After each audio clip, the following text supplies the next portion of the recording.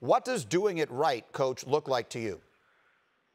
Well, I think the first decision is when do we bring these players in, and as I stated yesterday, I think we have to be very patient. And listen, this has nothing to do, or very little to do, with actually putting them in a weight room or workout facility. Sure, we can put 10 guys in a facility, social distance them, sanitize it, and make it safe. That's not the point. The point is, if we have them for 2 hours a day in a workout facility, what are they doing the other 22 hours a day?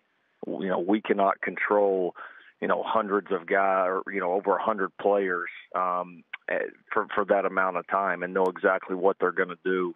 These guys are 18 to 22 years old. They're going to socialize. They're going to want to be around each other.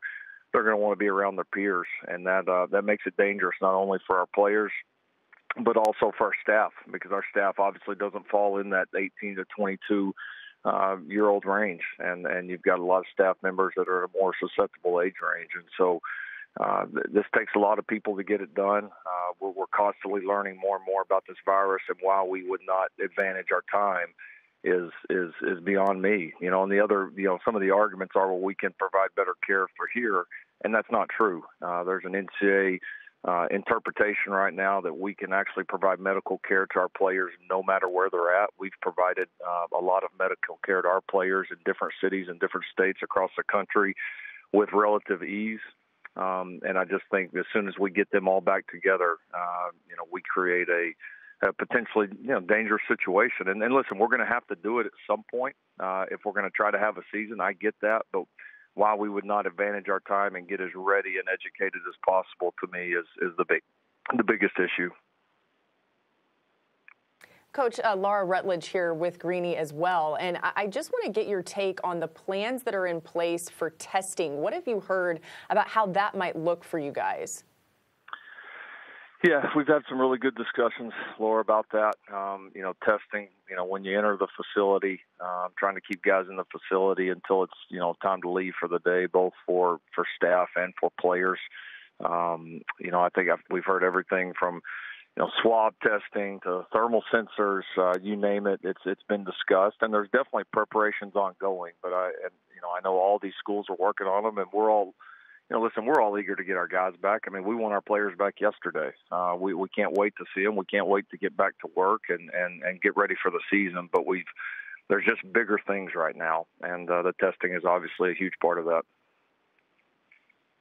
Yeah, and Coach, you mentioned the medical care that you're able to provide to your players even from a distance. But let's say when you do get them all back, a player tests positive. What happens then?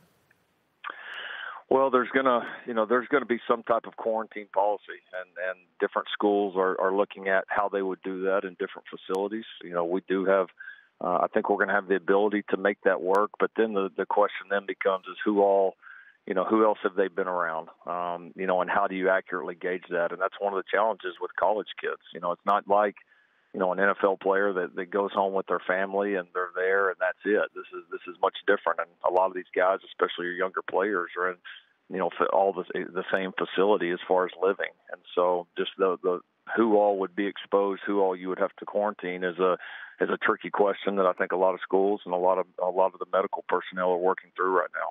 Coach, among the many challenges, and you're pointing out some of them, is that not everyone is in the same circumstance. So what are your thoughts about some schools playing football this fall while others can't, be it because of state restrictions or other reasons?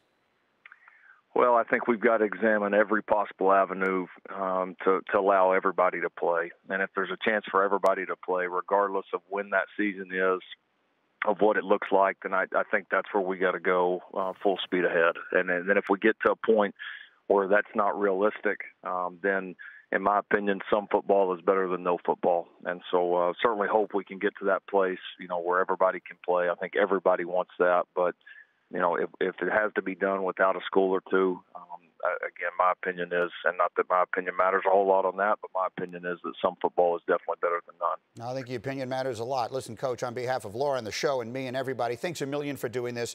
Have a good weekend, and let's stay in touch as we work our way towards this, okay? Thanks very much for doing this morning. Thank you for watching ESPN on YouTube. For live streaming sports and premium content, subscribe to ESPN+.